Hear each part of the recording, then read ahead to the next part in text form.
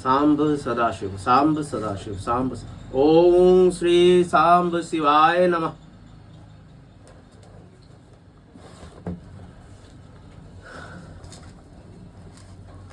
नमस्कार। आज मैं शिव महापुराण के अंतर्गत जो द्वितीय रुद्र संहिता है उसका तृतीय अध्याय का पाठ करने जा रहा हूँ। अथो तृतीयो अध्याय। कामदेव को विविध नामों एवं वरों की प्राप्ति, काम के प्रभाव से ब्रह्मा तथा ऋषि गणों का मुग्ध होना, धर्म द्वारा स्तुति करने पर भगवान शिव का प्राकट्य और ब्रह्मा तथा ऋषियों को समझाना, ब्रह्मा तथा ऋषियों से अग्निश्वात्य आदि पितृगणों की उत्पत्ति, ब्रह्मा द्वारा काम को शाप की प्राप्ति तथा निवारण का उपाय। ब्रह्मा जी बोले, तब मेरे अभिप्राय को जानने वाले मेरे पुत्र मरीचि आदि मुनियों ने उसके उचित नाम रखे। उन सृष्टिकर्ता दक्ष आदि ने उसका मुख देखते ही तथा उसकी अन्य चेष्टाओं से उसके समस्त चरित्र को जानकर उसे रहने का स्थान दिया तथा पत्नी भी दे दी। मेरे पुत्र मरीचि आदि ऋषियों ने एकत्रित होकर नामों का निश्चय करके उस पुरुष को नाम भी बता दिए। ऋषिगण बोले, तुमने ब्रह्मा जी से उत्पन्न होते ही हम लोगों के मन को मथ डाला है, इसलिए तुम लोक में मनमथ नाम से प्रसिद्ध होगे। सभी लोकों में तुम सुंदर रूप वाले हो, तुम्हारे समान कोई भी सुंदर नहीं है। इसीलिए हे मनोभव, काम नाम से तुम विख्यात होगे। तुम सभी को मदोन्मत्त करने के कारण मदन कहे जाओगे।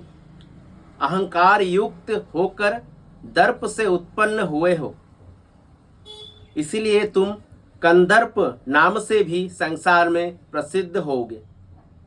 तुम्हारे समान किसी भी देवता का पराक्रम नहीं होगा, अतः तुम्हारे लिए सभी स्थान होंगे और तुम सर्वव्यापी होगे। ये जो आदि प्रजापति पुरुषोत्तम दक्ष है, वे स्वयं ही तुमको योग्य पत्नी के रूप में सुंदर स्त्री प्रदान करेंगे। ब्रह्मा के मन से उत्पन्न हुई ये सुंदर रूप वाली कन्या संध्या नाम से सभी लोकों में विख्यात होगी। अच्छी प्रकार से ध्यान करते हुए ब्रह्मा जी के हृदय से उत्पन्न होने के कारण तेज आभा वाली तथा मल्लिका पुष्प के सदृश ये कन्या संध्या इस नाम से विख्यात होगी।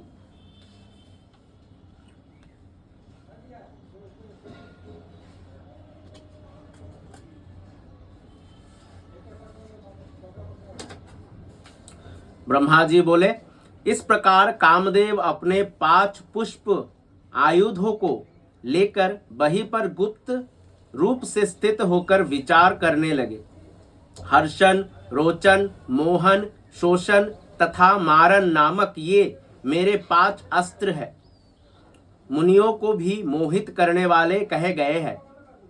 ब्रह्मा जी ने मुझे जिस सनातन कर्म को करने के लिए आदेश दिया है, उसे मैं यहाँ मुनियों और ब्रह्मा जी के सन्निकट ही करूँगा।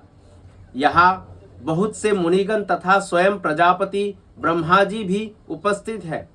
ये लोग साक्षी रूप से विद्यमान है, इसीलिए मेरे कर्मों की सत्यता का आरंभ भी हो जाएगा। हे, ये ब्रह्मा जी के द्वारा संध्या नाम से कही गई ये कन्या भी मेरे वचन का समर्थन करेगी। मैं इसी स्थान पर अपने कर्म की परीक्षा करके ही प्रयोग द्वारा सबको मोहित करूंगा। ब्रह्मा जी बोले, इस प्रकार विचार करने के अनंतर मन में निश्चय करके वो अपने पुष्प के धनुष पर पुष्प के बाणों को चढ़ाने लगा। श्रेष्ठ धनुर्धारी कामदेव ने धनुष खींचने की मुद्रा में स्थित होकर यत्न पूर्वक धनुष चढ़ाकर उसे मंडलाकार किया। हे मुनिश्रेष्ठ, जब इस प्रकार के धनुष पर कामदेव ने अपना बाण चढ़ाया तो उसी समय मन को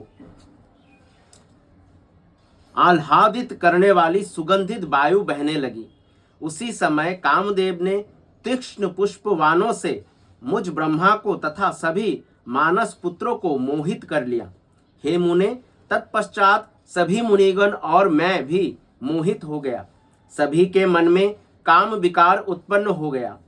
विकार से युक्त होने के कारण सभी लोग संध्या की और बार बार देखने लगे। सभी के मन में काम का उद्रेक हो गया, क्योंकि स्त्री काम को बढ़ाने वाली होती है। उस कामदेव ने सभी को बार बार मोहित करके जिस किसी भी तरह से वे काम विकार को प्राप्त हो वैसा उन सबको कर दिया। उस स्त्री को देखकर जब मैं ब्रह्मा उन्मत्त इंद्रियों वाला हो गया, उस समय मेरे शरीर से 49 भाव उत्पन्न हो गए। काम बाण के प्रहार से उन सभी के द्वारा देखी जाती हुई वो संध्या भी अपने कटाक्षों के आवरण से अनेक प्रकार के भाव प्रकट करने लगी। स्वभाव से सुंदरी वो संध्या मन से उत्पन्न उन भावों को प्रकट करती हुई छोटी छोटी लहरों से युक्त गंगा की तरह शोभित होने लगी। हे मुने, इस प्रकार के भावों से युक्त संध्या को देखकर काम से परिपूर्ण शरीर वाला मैं ब्रह्मा उसकी अभिलाषा करने लगा। हे द्विज श्रेष्ठ, तब मरीचि, अत्रि आदि सभी मुनि तथा दक्ष प्रजापति आदि विकृत इंद्रियों वाले हो गए। दक्ष, मरीचि आदि ऋषियों तथा मुझे और संध्या को भी काम विकार से युक्त देखकर कामदेव को अपने कार्य पर विश्वास हो गया। अब कामदेव के मन में ये विश्वास हो गया कि ब्रह्मा ने मुझे जिस कार्य के लिए आदेश दिया है, मैं वो कार्य करने में पूर्ण रूप से सक्षम हूँ। ब्रह्मा जी के पुत्र धर्म ने अपने पिता तथा भाइयों की ऐसी दशा देखकर धर्म की रक्षा करने वाले भगवान सदाशिव का स्मरण किया। धर्म ने धर्मपालक शिव जी का मन से स्मरण कर दीन भावना से युक्त होकर अनेक प्रकार के वाक्यों से उनकी इस प्रकार स्तुति की। धर्म बोला, हे देवादिदेव, हे महादेव, हे धर्मपाल, आपको नमस्कार है। हे शंभो, सृष्टि पालन तथा विनाश करने वाले आप ही है। हे प्रभु, आपने निर्गुण होकर भी रज, सत्व तथा तमोगुण से सृष्टि कार्य के लिए ब्रह्मा, पालन के लिए विष्णु तथा प्रलय के लिए रुद्र स्वरूप धारण किया है। हे प्रभु, आप शिव तीनों गुणों से रहित, प्रकृति से परे, तुरीयावस्था में स्थित, निर्गुण, निर्विकार तथा अनेक प्रकार की लीलाओं में प्रवीण है। हे महादेव, इस भयंकर पाप से मेरी रक्षा कीजिए। इस समय मेरे पिता तथा मेरे भाई पाप बुद्धि वाले हो गए हैं। ब्रह्मा जी बोले, धर्म के द्वारा परमात्मा प्रभु की जब इस प्रकार स्तुति की गई, तब वे आत्मभू शिव धर्म की रक्षा करने के लिए वही प्रकट हो गए। वे शंभु आकाश में स्थित होकर मुझ ब्रह्मा तथा दक्ष आदि को इस प्रकार से मोहित देखकर मन ही मन हंसने लगे।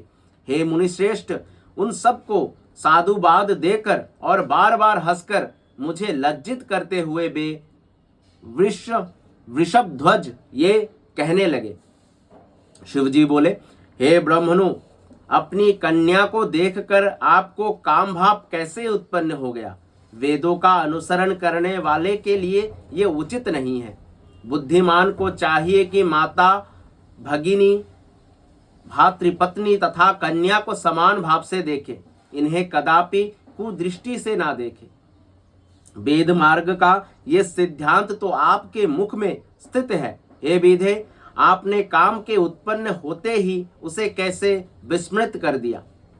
हे चतुरानन, आपके मन में धैर्य जागरूक रहना चाहिए। आश्चर्य है कि आपने इस काम के वशीभूत हो कन्या से रमन करने के लिए इस प्रकार अपने धैर्य को नष्ट कर दिया। एकांत योगी तथा सर्वदा सूर्य का दर्शन करने वाले दक्ष, मरीचि आदि भी स्त्री में आसक्त चित्त वाले हो गए। देश काल का ज्ञान न रखने वाले मंदात्मा तथा अल्प बुद्धि वाले कामदेव ने भी अपनी प्रबलता से काम बाणों द्वारा आप लोगों को विकार युक्त कैसे बना दिया। उस पुरुष को तथा उसके वेद शास्त्र आदि के ज्ञान को धिक्कार है, जिसके मन को स्त्री हर लेती है और धैर्य से विचलित करके मन को लोलुपता में डुबा देती है। ब्रह्मा जी बोले, इस प्रकार सदाशिव के वचन को सुनकर मैं दुगुनी लज्जा में पड़ गया। उस समय मेरा शरीर पसीने से पानी पानी हो उठा।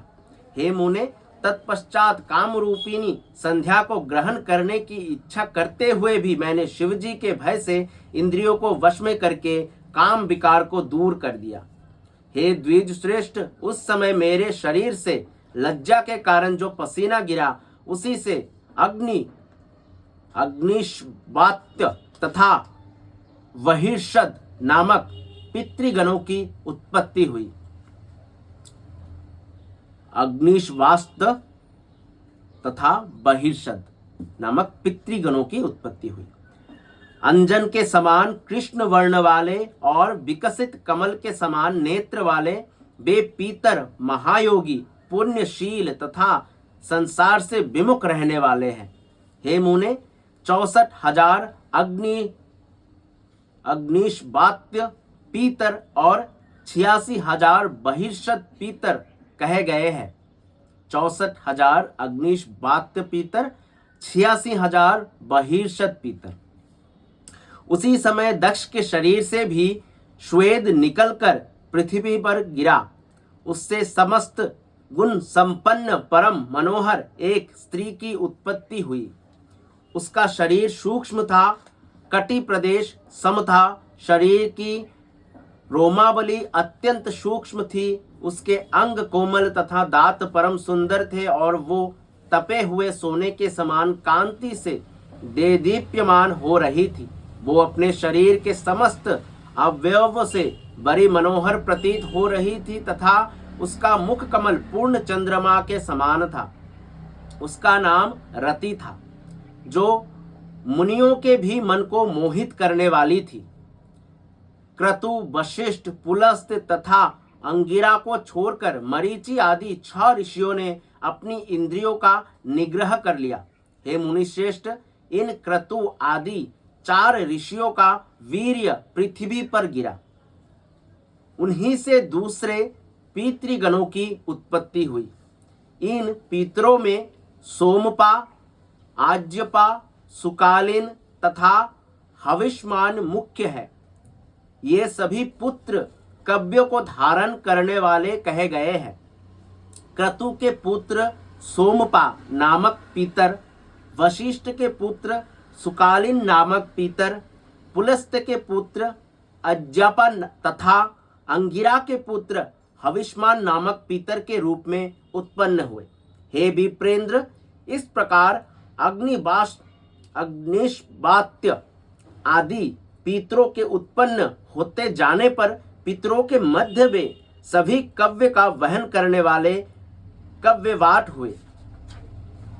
इस प्रकार संध्या पितरों को उत्पन्न करने वाली बनकर उनकी उद्देश्य सिद्धि में लगी रहती थी। ये शिव के द्वारा देख लिए जाने के कारण दोषों से रहित तथा धर्म कर्म में परायण रहती थी।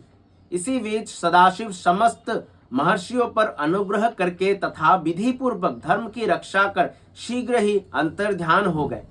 उसके बाद शंभु सदाशिव के वाक्यों से मैं पितामह लज्जित हुआ। मैंने अपनी भ्रूकुटी चढ़ा ली और कामदेव पर बड़ा क्रुद्ध हुआ।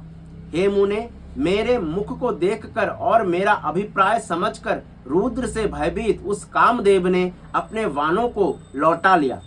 हे मुने, तब मैं पद्मयोनि ब्रह्मा कोपयुक्त होकर इस प्रकार जलने लगा, जिस प्रकार भस्म करने की इच्छा वाली अति बलवान अग्नि प्रज्वलित हो उठती है। मैंने क्रोध में भरकर उसी ये शाप दे दिया।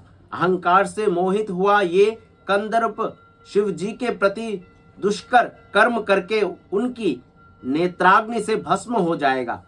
हे द्विज श्रेष्ठ, इस प्रकार मुझ ब्रह्मा ने पितृ समूहों के तथा जितेंद्रिय मुनियों के सामने इस काम को ये अमित शाप दिया। मेरे शाप को सुनकर भयभीत हुआ कामदेव उसी क्षण अपने बाणों को त्याग कर सबके सामने प्रकट हो गया। हे मुने, उसका सारा गर्व नष्ट हो गया। तब वो दक्ष आदि मेरे पुत्रों, अग्निष्पातादि पितरों, संध्या एवं मुझ ब्रह्मा के सामने ही सबको सुनाते हुए ये कहने लगा। काम बोला, हे ब्राह्मणों, आप तो न्याय मार्ग का अनुसरण करने वाले हैं। हे लोकेश, तब मुझ निरपराध को आपने इस प्रकार दारुण शाप क्यों दे दिया? हे ब्राह्मणों, आपने मेरे लिए जो कहा था मैंने तो वही कार्य किया। आपको मुझे शाप देना ठीक नहीं है, क्योंकि मैंने आपकी आज्ञा के विरुद्ध कोई अन्य कार्य नहीं किया है। हे ब्राह्मणों, मैं ब्रह्मा, विष्णु तथा शिव ये सब ही भी तुम्हारे बाणों के वशीभूत होकर रहेंगे। ऐसा जो आपने कहा था उसी के अनुसार ही मैंने परीक्षा ली थी। अतः हे ब्राह्मणों, इसमें मेरा अपराध नहीं है। हे देव, हे जगतपते, यदि आपने मुझ निरपराध को ये दारुण शाप दे ही दिया तो इसका कोई समय भी निश्चित कर दीजिए। ब्रह्मा जी बोले, हे नारद, तब मैं जगतपति ब्रह्मा उसकी ये बात सुनकर चित्त को वश में करने वाले काम को बार बार डांटता हुआ इस प्रकार बोला, हे काम, ये संध्या मेरी कन्या है। तुमने इसकी और सकाम करने के लिए मुझे अपने काम का लक्ष्य बनाया, इसलिए मैंने तुम्हें शाप दिया। हे मनोभव, अब मेरा क्रोध शांत हो गया है, अतः मैं तुमसे कह रहा हूं उसे सुनो। तुम संदेह रहित होकर सुखी हो जाओ और भय छोड़ो।